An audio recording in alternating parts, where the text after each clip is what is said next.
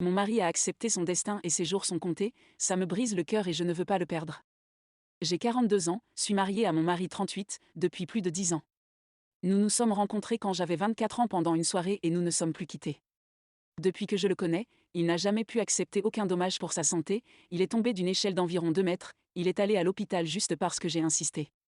À l'âge de 25 ans, il a commencé à se plaindre de son genou qui lui faisait très mal lorsqu'il le pliait, il m'a fallu 5 ans pour l'envoyer chez le médecin à ce sujet, il a fini par se faire opérer après quoi il était censé se reposer pendant 2 mois, après 2 semaines il était de retour à la musculation et au jogging. Il y a 2 ans, on lui a diagnostiqué une leucémie. Il a tout de suite arrêté de fumer après le diagnostic et a fait encore plus d'exercice qu'avant, afin de se refaire une santé. Ça n'a pas aidé du tout et le mois dernier sa santé s'est dégradée, il est devenu tout pâle, il s'est affaibli au point que j'ai dû l'aider à monter les escaliers à plusieurs reprises. Il y a 2 jours, alors qu'il dînait, notre fille, 15 ans, lui a demandé s'il pouvait l'emmener faire une randonnée dans les Alpes l'année prochaine. Il a simplement répondu quelque chose du genre « Je ne suis pas sûre d'être encore là à ce moment-là ». J'ai gardé mon sang-froid, après quoi nos filles sont parties se coucher et je l'ai engueulé. Je me suis mise à crier, je ne me souviens même plus de ce que c'était exactement, je lui ai dit, depuis le moment où je t'ai rencontré, tu n'as jamais cédé à aucun problème de santé, tu as toujours tout surmonté, et maintenant, de nulle part, tu acceptes ta propre mort. Normalement, il élevait la voix en disant, nous ne sommes pas des animaux dans cette maison, alors nous ne nous crions pas dessus. Mais pas à ce moment-là, il s'est contenté de regarder dans le coin de la cuisine sans rien dire, et quand ses yeux ont commencé à pleurer, mon cœur s'est brisé en milliers de morceaux.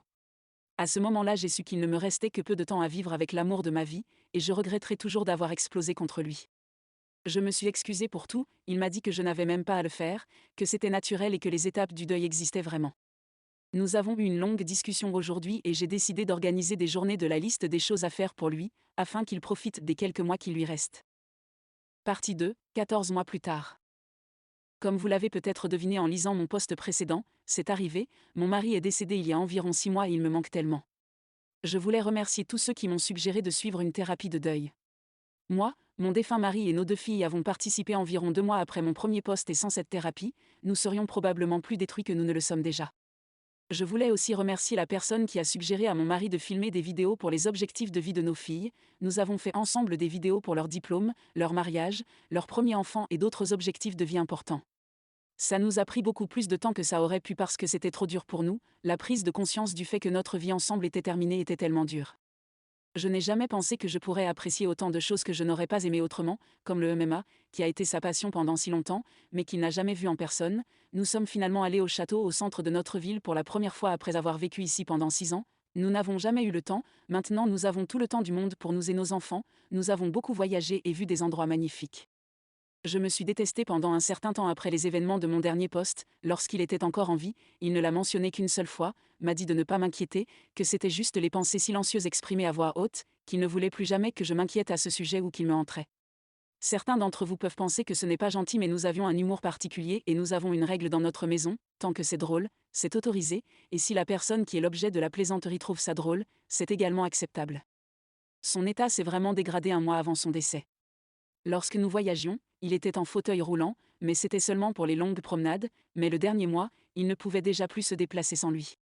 Je détestais le voir dans cet état, ça me faisait mal ainsi qu'à nos filles, c'était tellement douloureux, et je voyais aussi sa douleur dans ses yeux, il était tellement en colère de ne pas pouvoir suivre sa propre voie, l'euthanasie n'est pas légale là où nous vivons, il a toujours été pour, je ne l'étais pas avant, mais maintenant quand j'ai vu à quel point il souffrait, je ferais n'importe quoi juste pour qu'il se sente mieux.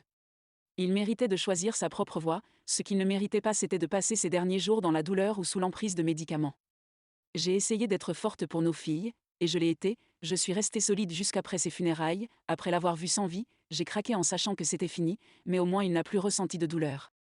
Je ne t'oublierai jamais, je t'aimerai toujours, tu étais ma lumière dans ce monde sombre, tu étais le feu qui m'empêchait de geler, maintenant je vais essayer d'être un aussi bon soutien que tu l'as été pour moi, pour nos filles qui t'aiment tant, tu me manques.